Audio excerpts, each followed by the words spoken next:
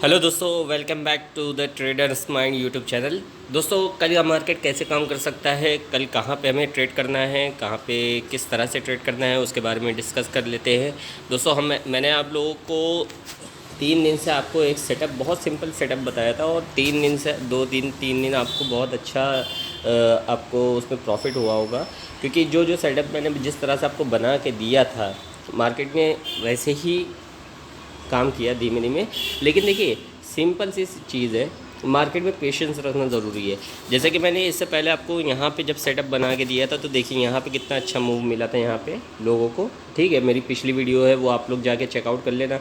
उसके बाद मैंने फिर दूसरे दिन आपको बताया था कि मार्केट क्या करेगा। मार्केट यहाँ पर आप लोगों को कल जो ये वाला ऊपर बाइंग आई थी, तो मैंने कहा आप लोगों को, कहा था दोस्तों ये बाइंग जो आई है ये थोड़ा सा कॉम्प्लिकेटेड हो गया है। मार्केट यहाँ पे क्या करेगा, मार्केट अगर यहाँ पे ऊपर की तरफ मूव भी करे तो यहाँ पे बाइंग मत करना, चुपचाप रहना। मार्केट को यहाँ पे थोड़ी देर वेट करने देना। वेट करने के बाद अगर इसको तोड़ता है तो फिर हम लोग बाइंग करेंगे। अदरवाइज़ अगर इसको सेलिंग के लिए वापस जाना होगा तो मार्केट वापस नीचे आएगा और यहाँ पे टाइम बिताएगा नीचे के लेवल पे। और नीचे लेवल टाइम बिताने के बाद जब इसको ब्रेक डाउन देगा तो फिर आपको एक अच्छा मूव और मिलेगा। तो वैसे ही मार्केट ने काम किया था, और मार्केट ने फिर ब्रेक डाउन देने के बाद एक अच्छा मूव दिया आप लोगों को। अगेन दोस्त के बाद मैंने वीडियो आप लोगों को नहीं बना सका था फ्राइडे वाले दिन, लेकिन मार्केट का सेटअप बहुत अच्छा था। मार्केट में क्या करा, गैप अप खुला था अगले दिन, क्योंकि थर्सडे वाले दिन फिर से बाइंग आ गई थी, बाइंग हैप्पीनेस हो गई थी।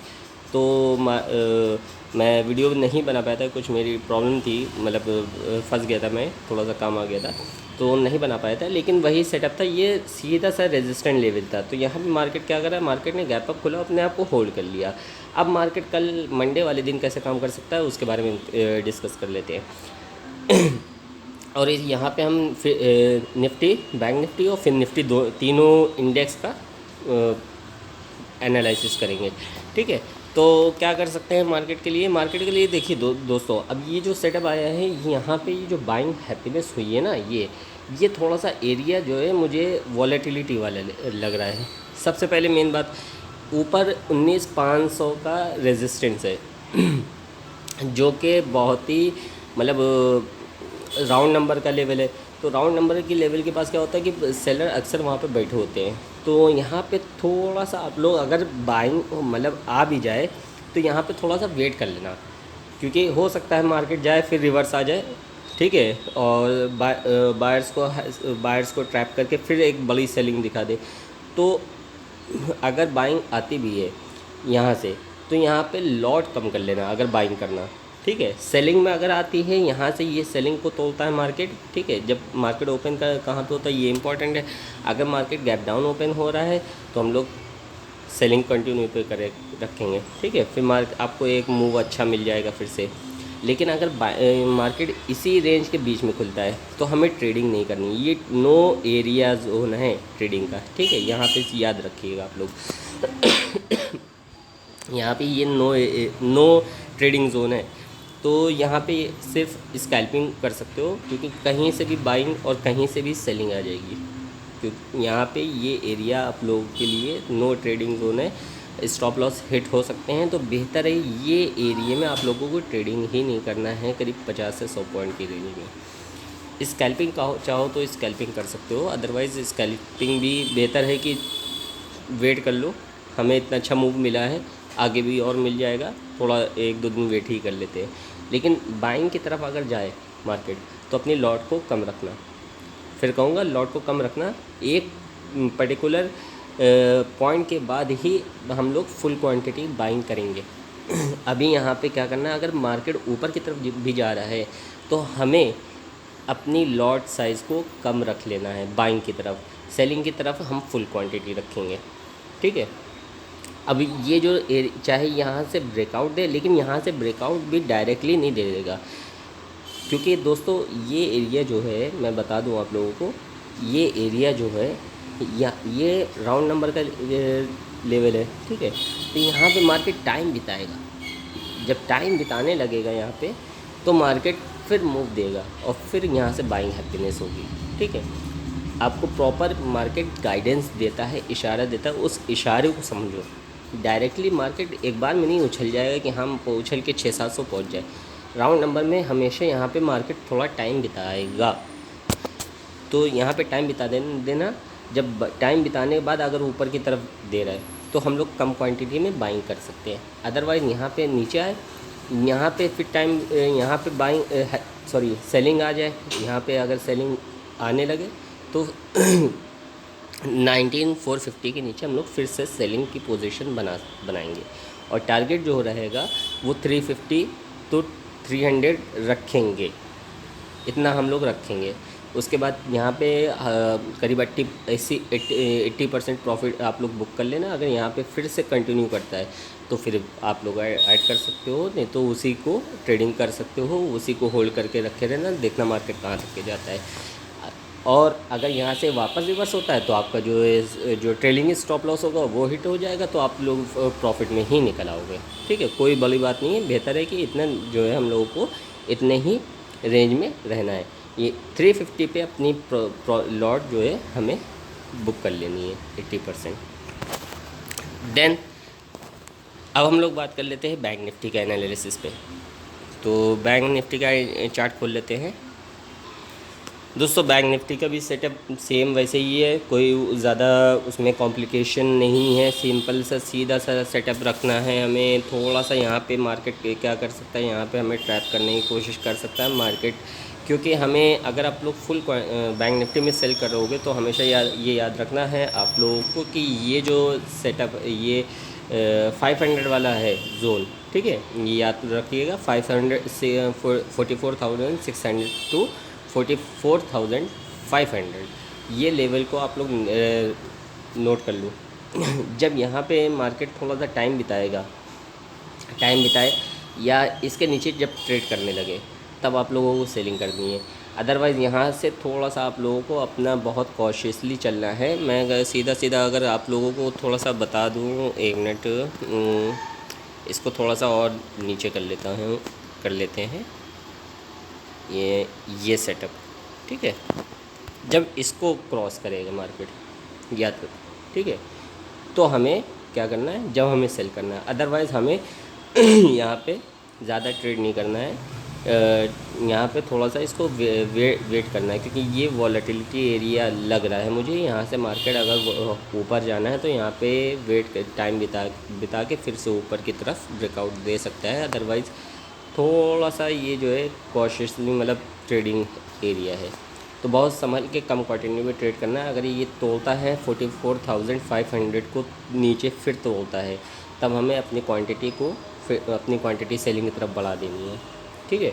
तो ये आप लोग याद रखिएगा, डायरेक्टली सेल मत करना। यहाँ पे 44,500 का राउंड नंबर है, ये आप लोगों को बहुत, क्योंकि यहाँ पे सेलर बैठे होते हैं, बायर और सेलर दोनों बैठे होते हैं दोस्तों। ट्रैपिंग राउंड नंबर के आस ही पास होती है जब भी होती है। अब यहीं पे देख लो आप लोगों, ये फ्राइडे वाले दिन क्या हुआ, ट्रैपिंग हुई। जिन लोगों ने 45,000 के बाद क्रॉस करने के बाद बाय करा था, ठीक है, वहाँ पे क्या हुआ, मार्केट ने आधा 1 घंटा टाइम बिताने के बाद नीचे डायरेक्टली आ गया। ट्रैपिंग हुई और देखो ट्रैपिंग हुई और कितनी ज़्यादा मतलब ज़बरदस्त सेलिंग देख लो कितनी आई है। 400 पॉइंट सीधा 500 पॉइंट नीचे मार्केट ने फेंक दिया आके, मतलब सबका स्टॉप लॉस खा गया। तो ये चीज़ आप लोग को ध्यान रखनी होती है। डायरेक्टली हमें मतलब फ़ौरन नहीं है, हमें राउंड नंबर के पास वेट करना ज़रूरी होता है। वेट अगर नहीं करूँगी, ये चीज़ बहुत पॉइंट है दोस्तों, ये अपने आप डायरी में नोट कर लो, ये चीज़ ज़रूरी है, हमेशा इस बात को याद रखना। मैं आपको इस चैनल के माध्यम से बहुत बारीकी वाली चीज़ें सिखाऊंगा जो मैंने अभी तक के मार्केट में नोट करी हैं। तो आप लोग को अगर ये एनालिसिस समझ में आ रहा हो, मेरा एनालिसिस समझ में आ रहा हो, तो इस YouTube चैनल को सब्सक्राइब करके दोस्तों सपोर्ट कर देना, वीडियो लाइक करते जाना, ताकि और लोगों तक के भी ये वीडियो पहुंच जाए, क्योंकि आप लोग के लाइक से दूसरों तक की वीडियो पहुंचेगी और उन लोगों को भी सीखने में आसानी होगी। अगर आप लोग को ये वीडियो समझ में आ रही है तो लाइक कर देना, सब्सक्राइब करके ज़रूर जाना चैनल, ठीक है, और बेल आइकन ज़रूर प्रेस कर लेना। ये समझ में आ गया, सिंपल एनालिसिस, सिंपल सेटअप है, कोई प्रॉब्लम नहीं है। इसके नीचे हमें सेल करना है, इसके नीचे हमें बाय करना है। और अगर यहाँ पे अगर आपको बाइंग करना है तो दोस्तों यहाँ पे क्या मैं कह रहा था कि मैं यही कह रहा था कि अगर आप लोग को यहाँ पे इस रेंज में, ये जो रेंज है 400 से 500 पॉइंट की रेंज है, इसको मैं बता दूँ, इस रेंज में अगर आपको करना भी है ट्रेडिंग, तो यहाँ पे स्कैल्पिंग करना, फुल क्वांटिटी बाय और सेल मत करना। और जैसे कि मान लो ट्रेंडी मार्केट में आप 10 से 20 क्वांटिटी लेके चलते हो, ठीक है, 10 से 20 क्वांटिटी लेके चलते हो, तो तो वो क्वांटिटी आपकी मान ली 100% है, तो उसका 30% 20% बस इतना यूज़ करना है, या 40%, इससे ज़्यादा मत यूज़ करना। कि मान लो 10 लॉट में अगर ट्रेड करते हो तो 3 या मैक्सिमम 4 इतनी लॉट, ताकि एसएल अगर जाए भी तो हमें बहुत छोटा सा एसएल हो। अगर जैसे कि आप मान लो स्टॉप लॉस लेके चलते हो, दिन के 2 स्टॉप लॉस, तो हमें क्या करना है, 2 लॉट ट्रेड करनी है। अगर आप 1 करते हो तो आप 4 कर सकते हो, लेकिन हमें 2, और अगर मान लो 4 स्टॉप लॉस आप ले सकते हो, तो हमें एक लॉट पे ही ट्रेड करना है, ताकि हम 4 बार स्टॉप लॉस मार्केट को देने के लिए रेडी रहे। ठीक है, ये रिस्क मैनेजमेंट है, ये मनी मैनेजमेंट का तरीका है कि अगर हमें स्कैल्पिंग करनी है और हमें ये मालूम है कि हम 4 स्टॉप लॉस दे सकते हैं, मार्केट को रेडी हैं 4 स्टॉप लॉस देने के लिए। बाहर की आवाज़ें आ रही होंगी, उसको थोड़ा सा इग्नोर कर दीजिएगा, ठीक है, मेरे कॉन्सेंट्रेट करिएगा मेरे वर्ड्स पे। तो अगर स्कैल्पिंग करनी है और मैं 4 स्टॉप लॉस देने के लिए रेडी हूँ, तो मुझे क्या करना है, मुझे एक लॉट पे ट्रेड करना है, ताकि मुझे लॉस भी हो तो वो कम हो, ठीक है, ताकि मैं बाद में अपना, अगर मुझे कोई अच्छी ट्रेड मिलती है तो वो लॉस मेरा रिकवर हो जाए, मुझे फ़ाइट नहीं करनी है मार्केट से। और अगर मेरे पास कैपिटल है और मुझे समझ में आ रहा है, ठीक है, तो आप वो 40% में ले सकते हो, लेकिन 40% में क्या होगा कि मार्केट कितने दिन तक के रेंज बाउंड रह सकता है, ठीक है, तो उसमें आपका कैपिटल ज़्यादा, जो आप प्रॉफिट पीछे कमा के आए हो वो खो भी सकता है। तो बेहतर है कि आप उसको भी कम कर दो, 20% ही करो, ठीक है। अगर ये बात समझ में आ गई, अब हम लोग इसके फिन निफ्टी का एनालिसिस कर लेते हैं। फिन निफ्टी की तरफ चलते हैं अब हम लोग। दोस्तों अब हम लोग आ गए हैं फिन निफ्टी के इंडेक्स पे। फिन निफ्टी में देखो क्या करना है दोस्तों, यहाँ पे फिर मैं बताऊँगा, यहाँ पे थोड़ा सा टाइम बिताने देना मार्केट को बाइंग में, और अपनी क्वांटिटी को कम रखना है, क्योंकि ऊपर की तरफ बहुत सारे रेजिस्टेंट है। 120, ये आपको 20,100 का रेजिस्टेंट मिलेगा, 20,000, 20,100 का रेजिस्टेंट मिलेगा, 20,000, उसके बाद आपको ये मिलेगा 20,200 का रेजिस्टेंट। तो ऊपर रेजिस्टेंट बहुत सारे हैं, आपको जगह जगह पे रेजिस्टेंट मिलेंगे, तो हमें बाइंग की तरफ जो क्वांटिटी करनी है ट्रेडिंग वो कम रखनी है अदरवाइज़। और इस एरिया में स्कैल्पिंग करनी है, उसमें भी क्वांटिटी कम करनी है, ठीक है। इस एरिया को तोड़ कर मार्केट अगर नीचे की तरफ जाता है तो हमें सेलिंग की तरफ फिर फोकस करना है, ठीक है। अच्छा, 19,900 को अगर मार्केट नीचे की तरफ कैंडल बना देता है, 19,900 के नीचे रेड कैंडल, तो हमें एक पुल बैक पे ट्रेड जो है ट्रेड ले लेनी है, ठीक है। एक पुल बैक देगा, उसके बाद जैसे ही उस लो रेड कैंडल के लो को तोड़े हमें ट्रेड कर लेना है, हमें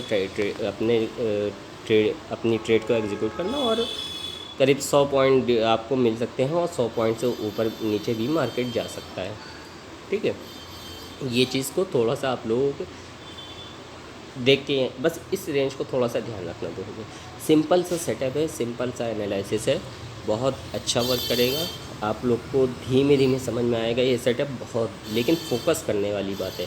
और इस तरह के सेटअप को अगर आप लोग को फोकस करोगे, धीमे धीमे एक सेटअप को पकड़ो दोस्तों, बहुत आसान हो जाएगा आपके लिए ट्रेडिंग, ठीक है। और बहुत सिंपल, बिगिनर के लिए बहुत सिंपल सेटअप है ये, बहुत सिंपल। बस धीमे धीमे एक फोकस को आप लोग एक फोकस करो, एक सेटअप पे फोकस कर लो। एक एज फाइंड करना होता है, एक एज फाइंड, जिस दिन आपकी वो एज आ गई आपके हाथ में, आप खुद भी ट्रेडिंग करने लगोगे, दूसरों को भी समझाने लगोगे। आई होप कि मेरी बात आप लोगों को इतनी समझ में आ गई हो, मेरा एनालिसिस समझ में आ गया हो, मेरे समझाने का तरीका समझ में आ गया। अगर आ गया हो तो वीडियो को लाइक कर देना। मिलते हैं अपनी अगली एनालिसिस में, अगली वीडियो में।